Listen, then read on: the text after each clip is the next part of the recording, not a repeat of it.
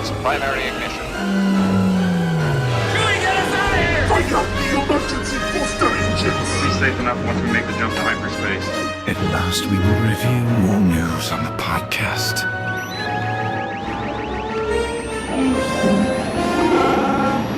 Don't strap yourselves in. I'm going to make a jump to light speed. Welcome to Star Wars Launchpad, a new kind of podcast experience brought to you by Star Wars Escape Pod. We call this a Flashcast. Using the power of AI, we bring you an immersive experience to explore Star Wars news. Full AI disclosure, some details may not be fully accurate. Either way, we hope you enjoy the experimental deep dive ahead with your AI hosts, Dak and Mia. Welcome back to Star Wars Launchpad, brought to you, as always, by Star Wars Escape Pod. Today, we are jumping straight into the incredible technical work behind Star Wars, The Force Awakens. You shared some amazing sources with us that focus entirely on the production secrets, the surprising hurdles, and that big return to tangible, practical filmmaking. Okay, let's unpack this. When they started Episode 7, the mission was, well, simple on paper.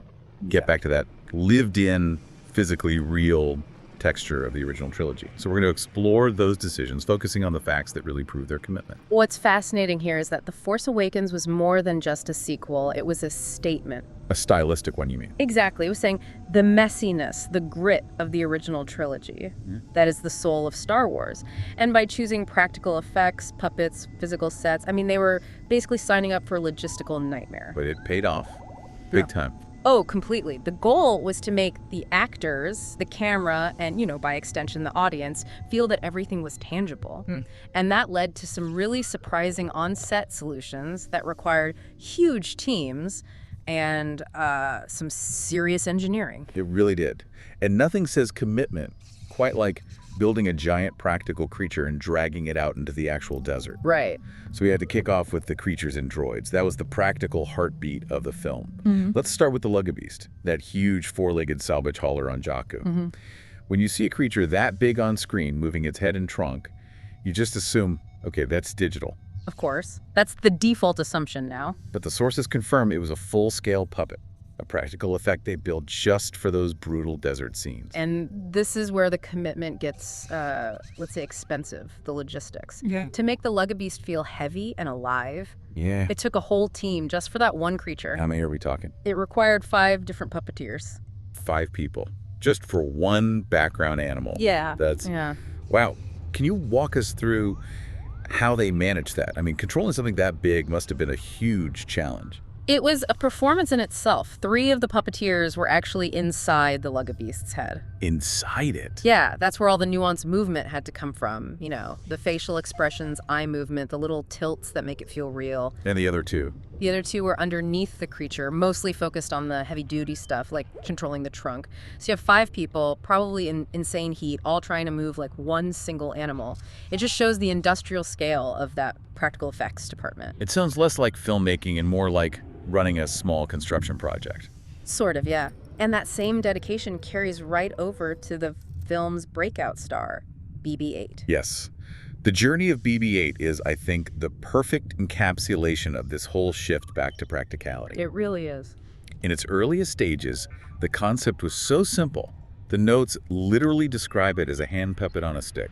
It's hard to even picture that now, isn't it? It is. But that simple idea quickly became an engineering marvel. It evolved into a full, functioning, practical robot built by Neil Scanlon's Creature Shop. They actually cracked how a hemisphere could balance on a sphere while the head stayed stable. And it wasn't just a prop. It was a machine that had to navigate real sand, real terrain. And just like the Lugabeast, it wasn't a one-person job to operate. Right. Despite its size. Not at all. Even with all the sophisticated gyroscopes and magnets inside, it needed a human touch. On set, they had 2 main operators just driving the droid. And a third person. Yeah, and this was crucial, an electronics expert. That person was there just to manage the power, the control systems, and troubleshoot everything in real time. It just proves that practical doesn't mean low tech. It means high-tech engineering creating a physical thing. And that's what sells it. When Daisy Ridley is talking to BB-8, she's reacting to a real object in front of her. That grounding just flows into everything, especially the costumes. So shifting from creatures to characters. That sense of immersion was so rooted in the costumes. Let's talk about Rey's scavenger look. Michael Kaplan's design. It looks simple, but it was so intentional. The goal was to find this balance that's actually really hard to achieve. How so? Well, the clothing had to look genuinely lived in, like it was made of real fabrics, but it also had to perform under all that stunt work. Right, the sources say it needed to function for all the action, but still look, and they use the word beautiful. It had to be durable enough for fighting, but soft enough for character moments. And that commitment to texture, it went beyond just design. It was historical. This is the part I love. For the Jakku costumes, they made this incredible decision to construct them in the UK. Using the exact same local fabric vendors who were used decades earlier for Star Wars. A New Hope. If we connect this to the bigger picture, that wasn't just a fun nod to the past, was it? No, it was a stylistic mandate. By sourcing the same materials, using the same kinds of techniques, they made sure the actual weave of the fabric stylistically matched the original films. It's a physical continuity that tricks your brain into accepting this new world. It creates this tactile universe. And that wasn't just for fabric, it was for the gear, too. Oh, yeah. Which brings us to one of my favorite facts about Chewbacca's bowcaster, his crossbow. This is such a great example of the challenges of making things fully functional. It's a brilliant one. This weapon wasn't just a prop you hold, it was a true engineering feat from special effects tech Chris Corbould. It had to be fully operated by electronics to get the firing effects right.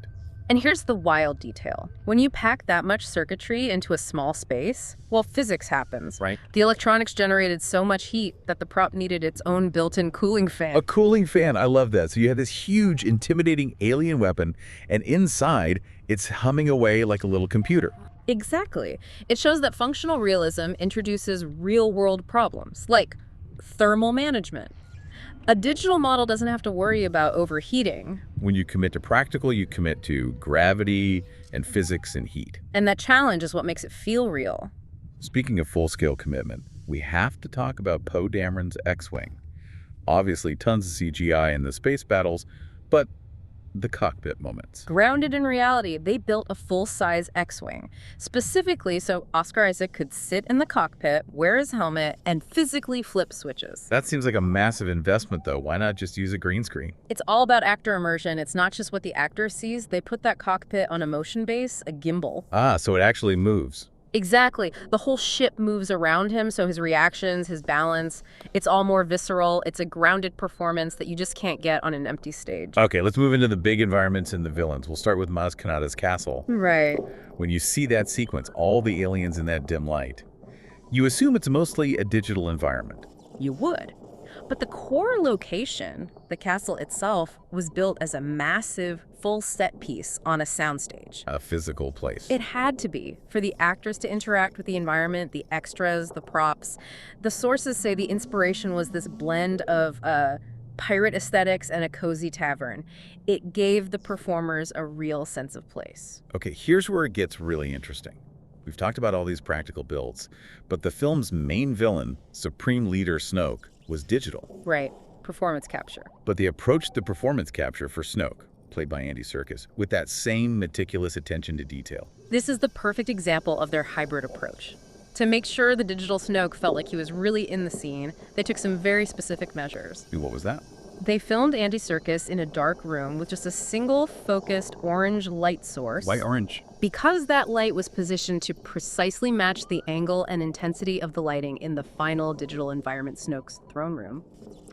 They weren't just capturing his movement, they were capturing his performance under the correct future lighting conditions. That's brilliant. So the highlights and shadows on Serkis's face already match the final look. It makes a giant digital character feel physically present. It really does. It's what makes the whole thing work. And that blend of history and physicality is even in the smaller details, like Kylo Ren's helmet. It has a whole visual backstory built into it. Absolutely. It wasn't designed to look shiny and new. The mask was specifically made to look burned, scratched, deformed by time. So it's not just a cool design. No, it hints at its history, that connection to Vader. It elevates it from a mask into a relic. And finally, let's round out the First Order with Starkiller Base. Even with a planet-destroying weapon, the philosophy was still about physical reality. It was. They relied heavily on physical sets.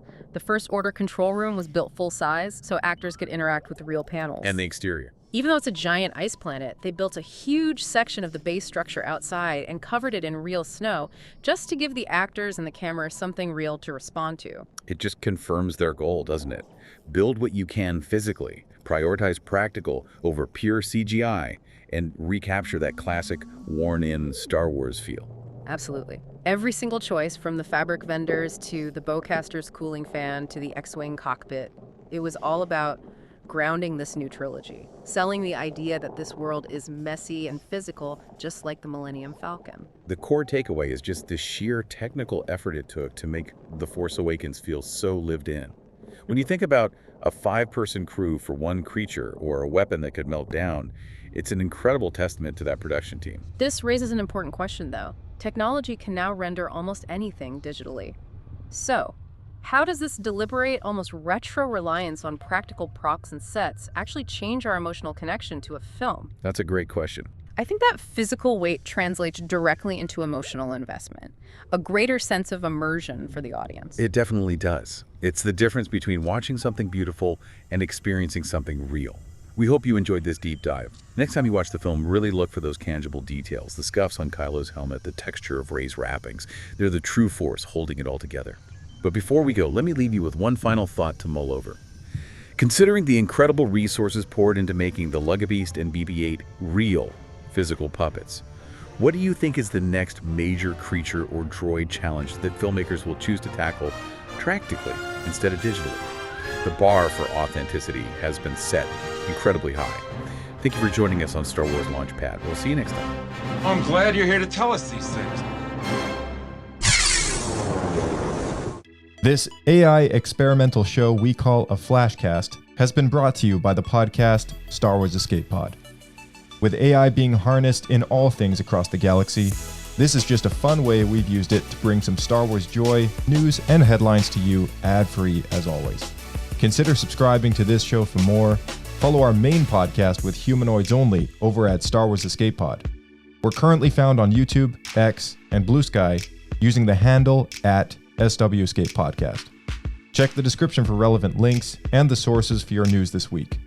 Consider dropping a kind review for the show, reviewing any important facts for yourself, and sharing this with a friend. We hope you enjoyed the episode. This is Star Wars Launchpad, signing off. May the Force be with you.